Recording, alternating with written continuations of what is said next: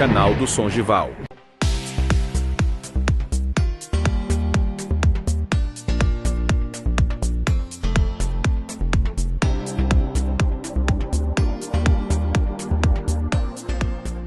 E por isso com dignidade, né, Pro?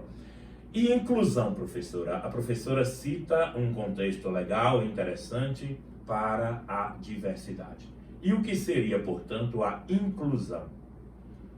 Quando a gente vai para um dicionário, fala incluir significa inserir. E eu vou muito além disso, não é somente inserir. Porque às vezes a gente matricula, por exemplo, nossos alunos numa escola, a gente inseriu esse aluno sim, mas o contexto por trás dessa inserção é que é preocupante. Não é só matricular. Então, para a gente incluir alguém, a gente tem que estar preparado para esse alguém. A gente tem que ter um conhecimento prévio desse alguém que vai chegar, para que a gente possa estar construindo caminhos para que esse alguém possa evoluir, né? Essa pessoa possa evoluir. Então, a gente não pode vendar os olhos para que o novo chegou. Se esse novo chegou, eu tenho que incluir realmente, eu tenho que abraçar essa causa, eu tenho que vestir a camisa dessa causa, eu não tenho que maquiar, né? Ah, foi matriculado, ótimo, a escola é inclusiva, não é. A escola fez uma integração, matriculou esse estudante, mas não está correndo atrás.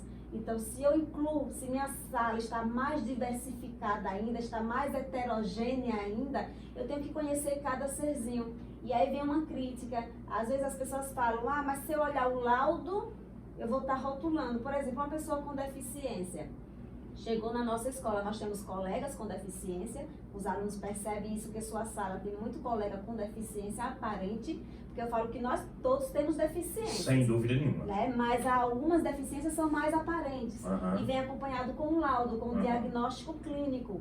Então, se eu colega, se eu professor, eu gestor, recebi o meu estudante, o meu colega com deficiência numa escola, eu vou conhecer o seu laudo clínico para que eu possa estar auxiliando, estar ajudando na questão da aprendizagem, no avanço da aprendizagem. É uma informação a mais que você tem, né? É uma informação a mais, não é um laudo para rotular. É um laudo para construir caminhos para que eu possa ajudá-lo, para que eu possa ter empatia, me colocar no lugar do outro, para que o outro evolua como pessoa, né? E como estudante também na questão do conteúdo. Aprendizagem para a vida, que eu falo que é o mais importante. Então, incluir é inserir, é pegar na mão, é estender a mão, é construir ponte, é construir empatia, equidade, como você falou, é abraçar essa causa, é dar as mãos. Incluir é tudo isso. Né? Nossa, não é somente inserir. Beleza, professora. E a professora cita muito bem aí quando fala sobre os alunos. Os alunos, na realidade, eles são os nossos protagonistas e, portanto, enquanto protagonistas, esses recados valem também para todos eles, não é? Para que eles possam oportunizar ao outro uma convivência harmônica, é necessário ter o respeito, é necessário saber lidar, não só tolerar, mas respeitar, saber lidar com as diferenças e saber abrir o coração para realmente incluir as pessoas, não é, Prof? Eu trouxe um livro aqui de Segala que fala que a inclusão não é favor nem bondade. Eu ganhei esse livro de uma pessoa especial, Maria José, minha diretora pedagógica, e aqui fala da questão do capacitismo. A gente enxerga o outro, vem a questão do preconceito, enxerga o outro como incapaz. O nosso primeiro olhar, nossa primeira visão já é um preconceito daquela pessoa. Então a gente não pode enxergar o outro como incapaz. Ser capacitista é ser pequeno.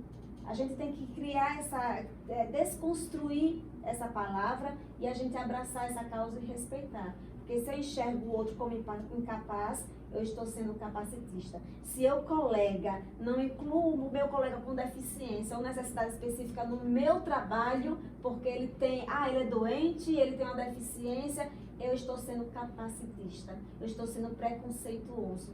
Então a gente tem que ter cuidado, né? Eu estou discriminando ali alguém que realmente merece ter oportunidade, merece mostrar suas potencialidades, nem que sejam poucas, mas que eles precisam sim ser participantes. Tanto o aluno com deficiência, nós temos aí a deficiência física, deficiência intelectual, deficiência auditiva, deficiência visual. Essas são as deficiências. E nós temos as pessoas com necessidades educacionais específicas, que entra a dislexia, que entra o autismo, que entra o TOD. Então, são necessidades específicas que os alunos têm, que meus colegas têm, e eu preciso abraçar essa causa para realmente incluir. Eu não tenho que esperar o meu professor somente incluir o meu colega, ou o gestor incluir o meu colega. Eu também, estudante, eu tenho a obrigação, como pessoa, de acolher o meu colega, estender as mãos para eles. Beleza, a professora Sara Santos batendo um papo aqui conosco exatamente sobre diversidade e inclusão. Tema extremamente importante e que a gente não pode passar despercebido, sobretudo agora. Setembro, iniciando a terceira unidade de estudos no Colégio Silvia Brito e iniciando concomitantemente o projeto Diversidade e Inclusão de Ciências Humanas e abrindo as portas para as outras áreas do conhecimento também participarem. Eu gostaria de mandar um abraço aqui para todo o público do Colégio Silvia Brito.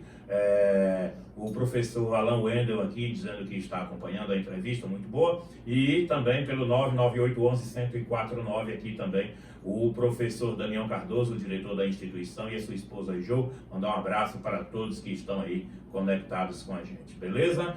Professora Sara, é importante que a gente esteja sempre atento aos detalhes. Então, quando nós estamos falando a respeito de diversidade e inclusão, é preciso que eu faça uma pergunta. Qual é a importância, professora, de trabalhar uma temática como essa na escola? E mais, vou ainda um pouco mais. Qual é a importância de trabalhá-las juntas, indissociavelmente? A diversidade com a inclusão. Sim, a questão da importância é que essa construção paralela, ela deve existir, como já venho falando, de mãos dadas, porque uma está junto da outra, elas estão unificadas. E a questão da inclusão, quando a gente fala, não é somente para os alunos com deficiência, não é somente para os alunos com necessidades educacionais específicas, a inclusão ela é também para o negro, para o branco, para o índio, para religiões. A inclusão é para todos os tópicos, né? Todas as nuances que existem dentro do contexto escolar, dentro de uma sociedade independente. Que às vezes a pessoa fala que incluir é somente para as pessoas com deficiência. Não é. Por ser a minoria, chama mais atenção, fica mais gritante. Mas a inclusão é para todos. E trazendo essa temática para dentro da escola, percebe-se que todos têm direitos, mas também todos têm obrigações, têm deveres. Os alunos com deficiência, com necessidades, independente, eles percebem que a diversidade existe, a pluralidade existe, né, tanto cultural quanto humana mesmo, e também a inclusão existe. Se elas existem, qual é o meu papel como cidadão? Qual é o meu papel como estudante? Eu tenho direitos e eu tenho deveres. Às vezes as famílias acham que para o meu filho ter uma deficiência só tem direitos, não tem deveres. Pelo contrário. Então, a escola trazendo essa temática junto e trabalhando de forma interdisciplinar, né? Eu falo com todos os componentes curriculares, não existe um componente para essa temática, não. Ela está em todas as nuances de todos os componentes curriculares. Sim. Né? Para que perceba-se que em matemática a gente pode trabalhar sim um gráfico, pode trabalhar a questão de números.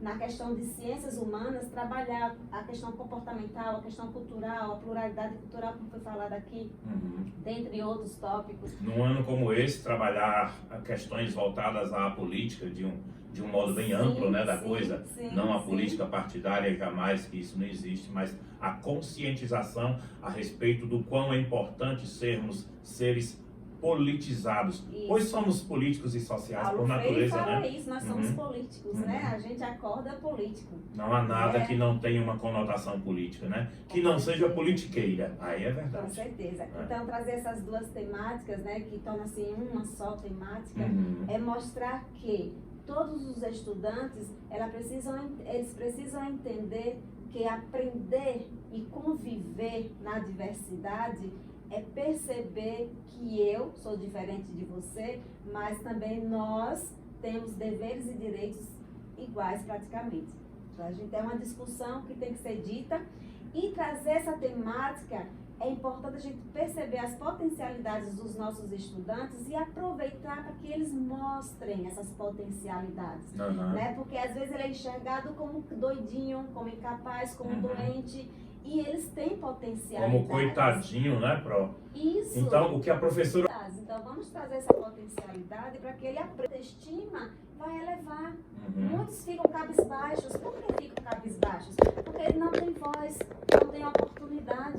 Nem que seja pouca, mas um pouco que eles demonstrem para a sociedade é importante para a sociedade enxergá-lo, né? O professor enxergar o seu aluno, o seu discente, com uma particularidade que ele tem, mas ele tem algo a mostrar, tem algo a fazer. Eu falo que é aprendizagem para a vida.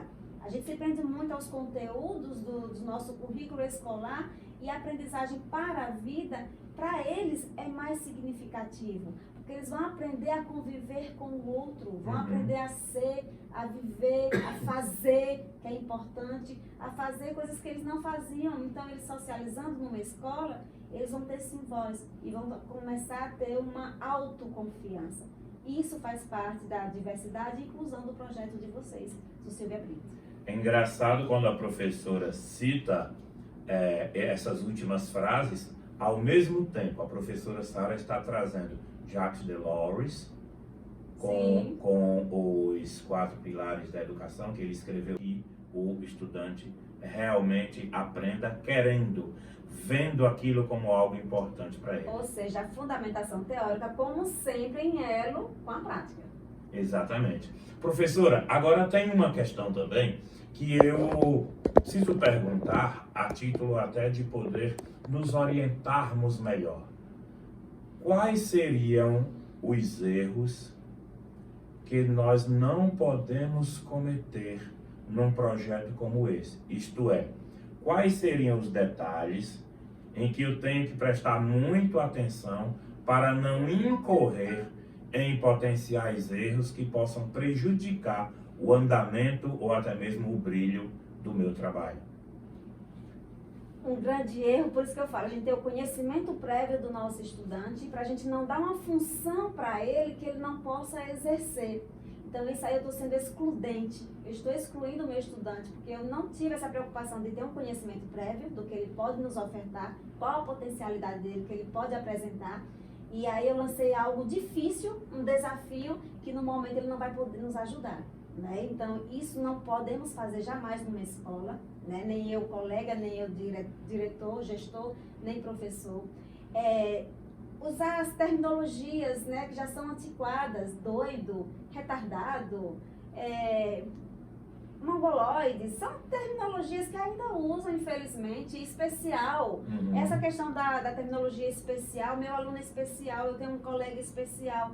Nós somos especiais, eu falo isso, todo mundo é especial. Ser especial é ser importante. Ele tem uma necessidade específica. Qual é a necessidade dele específica? É aí que a gente vai conhecer previamente essa necessidade específica para estimular, para que ele possa evoluir. Mas meu aluno é especial, eles não gostam desse termo, já falei em várias palestras sobre isso. Eles não gostam, eles ficam tristes, eles ficam rotulados. Então a gente tem que ter essa consciência. Você queria ser chamado de especial para diminuir você? Porque o outro chama de especial para diminuir. Pois é. Mesmo sem perceber. É uma forma de segregar, né? Segregar isso. Não é intencional, mesmo. gente. Não. Não é intencional, mas acontece. Então, se a gente pode se preparar mentalmente para que isso não aconteça, vai ser sempre interessante. Sim, eu falo nas minhas palestras o quê? Chama pelo nome, conheça o nome desse colega, conheça o nome desse estudante, para que ele não seja chamado de especial o tempo todo, né? Minha sala está cheia de colega especial. Quais são os nomes? Porque eu tenho o nome Sara, você tem Sojival, ele tem José, João, Marcos, ele tem também. Então a gente conhecer esse nome, né? Para que a gente não seja excludente. Porque aí eu não estou criando, não estou construindo uma inclusão, estou desconstruindo. É exatamente o oposto, né? O oposto. Então são terminologias que a gente tem que ter cuidado. Outra coisa, a gente ter o cuidado de escutá-lo. Eles têm voz. Às vezes a gente responde por eles. A gente permite o pai estar respondendo por eles, a gente, professor, responde por eles. A gente tem que escutá-lo. Muitas vezes o coleguinha quer responder pelo outro, né? Porque tem às vezes a voz um pouco mais marcante na sala e tal, mas isso não é legal, né? É uma super proteção que acaba sendo excludente. Sim, sim. Então a gente tem que dar voz, né? Mas ele não fala. Sim, mas a gente vai perguntando o tempo todo que pode chegar um momento que ele pode sim responder. A gente tem que ser persistente, é uma palavra muito forte para a minha vida. A gente persistir no que a gente quer alcançar. Mesmo tendo obstáculos, mesmo tendo derrotas, a gente tem que persistir. Porque chega um momento que ele sim pode evoluir. Ele vai ter confiança. Ela confiou em mim, porque eu não vou confiar em mim também? E começar a desabrochar. A gente tem que ter cuidado com tudo isso. Não fazer as coisas por eles. Pelo contrário, a gente tem que mediar. Se meu colega não quer escrever, eu vou escrever por ele. A profissional de apoio está na sala, está sempre escrevendo por ele, porque ele não é capaz. Ele é capaz do jeito dele. A gente tem que respeitar isso. Uma coisa, professora, que me incomoda muito quando a professora cita esses pontos aí, é quando nós, enquanto educadores, muitas vezes subestimamos a inteligência, a capacidade, o potencial intelectual do meu aluno, independente de ele ter ou não uma deficiência aparente, mas muitas vezes nós achamos que o nosso aluno pode muito menos do que aquilo que ele realmente pode. E isso me incomoda muito, porque o aluno sempre vai estar estacionado numa faixa de potencial que esteja abaixo daquela que ele alcançaria se eu o desafiasse um pouco mais, né? Então, claro, eu não vou superestimar, achar que todos os meus alunos são gênios, mas eu também não devo subestimá-lo. Essa é a minha visão, queria que a professora falasse um pouco sobre isso também. Sim, essa questão da gente ser a sombra, acaba sendo a sombra, a bengala desse colega, desse estudante. Então, se é desafiar, professor, sempre gostei de desafiar os meus alunos, sempre. Não desafiar para que não possa excluí-lo, não. Eu conheço previamente e vou aos poucos, né? Mohan fala muito bem isso. Se meu aluno aprendeu Y, eu vou desafiar mais uma letra, mais um degrau. Aos poucos ele vai começando a perceber que ele consegue. Então são desafios que a gente deve fazer. A gente não é uma bengala para essas pessoas. Não estou ajudando de jeito nenhum. Estou deixando essa pessoa mais dependente de mim. Então é perceber o que ele tem de melhor e a gente usufruir, a gente estimular, a gente desafiar. Essa questão de subestimar acaba sendo capacitista mesmo, né? Achar que o outro é incapaz sempre, sempre. Eu sempre fui tímida, sempre, ainda sou tímida.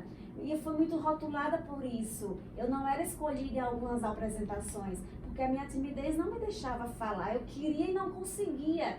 Então, isso eu levei como desafio. Encontrei algumas professoras que me desafiaram, mas encontrei algumas professoras que me excluíram. E isso eu levei como um ponto positivo para mim, que eu tive essa capacidade de me desafiar. Isso na infância e na adolescência, inclusive, acaba provocando traumas para que a pessoa precise se esforçar muito para superar esses traumas ao longo da vida adulta. Então eu percebi que eu estava sendo excluída pelo meu tamanho. Muitas vezes eu fui excluída por eu não ter tamanho, uma estatura grande como você. Por isso que eu quis compensar essa questão de tamanho. E aí veio essa questão. Eu tive exemplos bons em casa. Minhas irmãs sempre se desafiaram. A gente era de uma rua considerada rua da favela mesmo. Rua excluída. É outra questão da diversidade, né? A questão da renda, a questão familiar, tudo isso tem que ser trazido para dentro de uma escola, sim, porque a gente tem que perceber que a gente tem capacidade, a gente tem que se desafiar. E eu fiz isso, né? E eu continuo fazendo isso. E hoje eu estou bem comigo mesma, porque aquele outro não conseguiu me destruir na questão da minha autoestima. Pelo contrário, eu me desafio. É isso aí, e aí a gente cresce um tiquinho a cada dia. Falar em crescimento, o horário está indo embora, a gente tem mais uma parte antes de ir. Canal do Songival.